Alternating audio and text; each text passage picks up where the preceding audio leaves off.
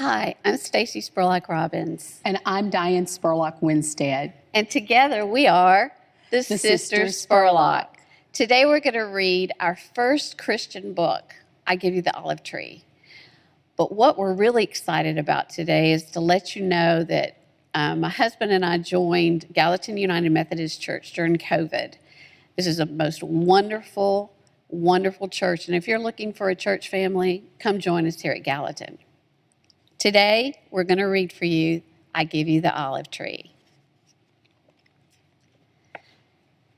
Kaz and her dad, William, were standing in the fog, ready to bury Kaz's favorite friend, Zero, the dog.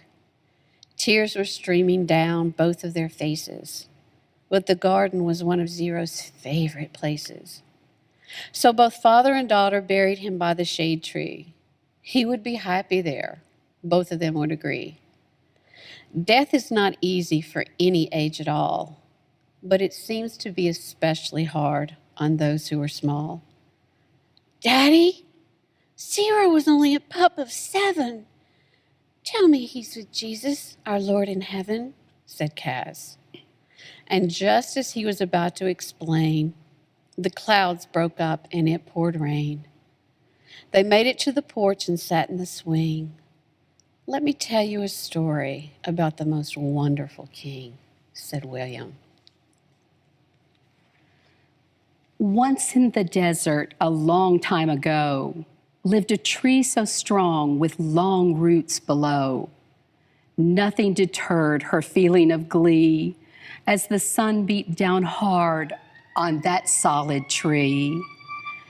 This tree was patient, thankful, and never complained.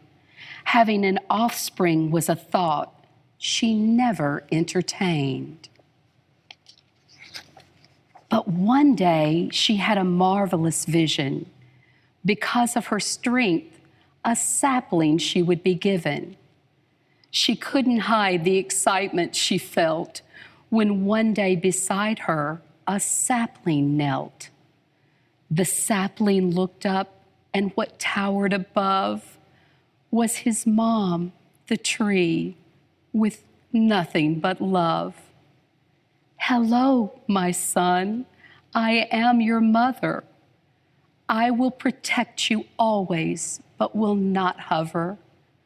We will grow strong together, you and I, welcoming any birds who might want to drop by, said the mother tree. And so, the mother tree and the sapling too got stronger and stronger, and the sapling grew. They welcomed birds and provided shade for tired camels. They were homes for meerkats, rodents, and other mammals. Birds would nest in their branches secure and stable, and could provide refuge for animals who were old and disabled. The two trees would flourish year after year. Until one day to the mother a vision appeared. This is not a daydream, of that I assure. Your son has been selected. His wood is pure. Several men will come in 2 days' time and take your son to the most egregious crime. Do not fear, the vision professed. Your son is very special. He is blessed. The mother replied with tears in her eyes, this doesn't come as a big surprise. In life, we are not given any guarantees. And when a sapling was given to an old tree like me, I knew there was a reason for this wonderful gift. Please tell me, vision, will it be swift? I know this has come as a bit of a shock, but don't worry about the tick of the clock, said Vision. And with that, the vision tugged at his beard, turned away, and disappeared. The mother looked up at the limbs of her son. The vision had spoken, and it was done. But how to keep one's wits about one? The two trees slept well in the heat of the night. Both woke up in the early morning daylight. Tell me, son, what is your hope for the day? To provide shade for any animal passing our way. The mother tree could not suppress her delight. If only I were given one more night, she thought. Her thoughts were dismissed, and an animal approached. Her ideas evaporated. This stranger had encroached. Word in the desert, your tree son's been chosen. I've also heard of his wonderful devotion. He wouldn't go if he only knew how badly this must be hurting you, said the animal. I would trade places with him if I could, but it's he who was chosen for his pure wood. So therefore you can slither away. We've much to do on this our last day, said the mother tree.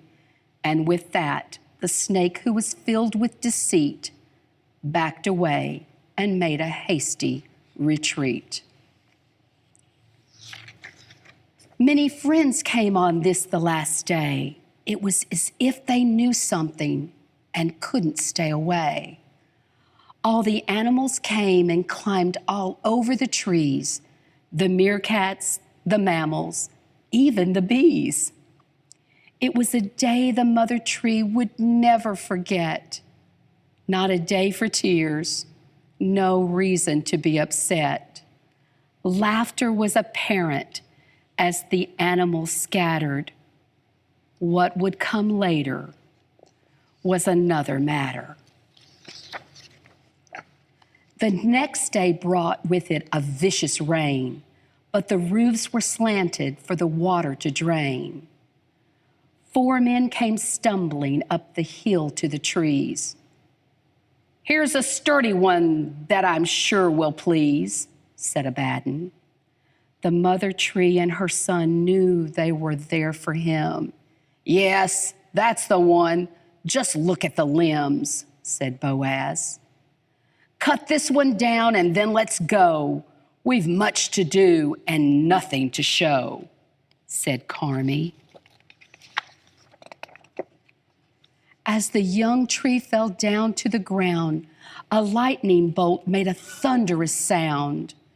The 4 men were startled and wanted to run. This tree must weigh at least a ton, said Elon. The 4 men carried away the strong young tree. I love you, mother. Don't cry for me, said her tree son. And as the sight of his trunk faded down the hill, one lonely tear down her bark did spill. A Roman house is where the young tree was laid, and that is where the Passion Cross was made. So who's this one for, and what did he do? Asked Uri. I honestly don't know. I haven't a clue. He's not a thief. He's done nothing wrong, said Enosh.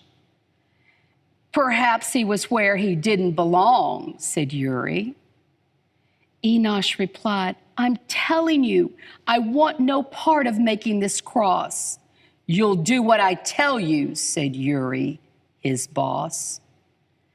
This man has done nothing but invoke love for all. I will not be a part of this evil squall, said Enosh. And with that, Enosh departed and didn't look back. The young tree now knew he was a part of the attack. Who will be nailed to me? He must be unusual, thought the young tree, and the rooster crowed. And so several men came and cut up the wood. It took 6 men to lift, and up it stood. The cross was taken down to a crowd who were swearing, shouting, noisy and loud. The young tree saw the man doused in mud. No, it can't be, the young tree thought. It's blood. The man was dripping red drops on the ground. He looked heartbroken, but made not a sound. The young tree saw the whites of his eyes and shook with awe as he recognized the one and only Son of God was standing before him and gave him a nod. Please tell me, my Lord, what can I do? I am not worthy to be in front of you, thought the tree. The vision appeared only to the tree. Please don't let them nail my Lord to me, said the tree. Taking you away was no easy choice, but your being chosen is cause to rejoice, said the vision. And with that, the young tree did obey as the vision turned and went away. And the rooster crowed twice. The cross is too heavy for one man to carry, said guard 1. He'll have to make do, and don't let him tarry, said guard 2. Jesus, who had been flogged with 39 lashes, was weak and injured from all of the slashes. Christ slowly carried his own cross that day until Simon of Cyrene carried it the rest of the way. The cross made it up to the top of the hill, and there Christ was crucified as it was God's will.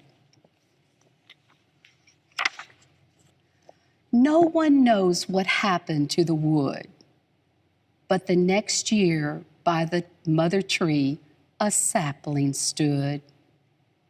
And from that day on, it is common knowledge that the mother tree and her son sprouted a new fruit, olives.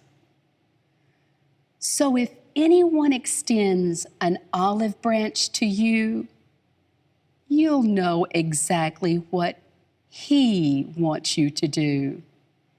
Accept it graciously in the offer it was given, so that one day we may see our Lord in heaven.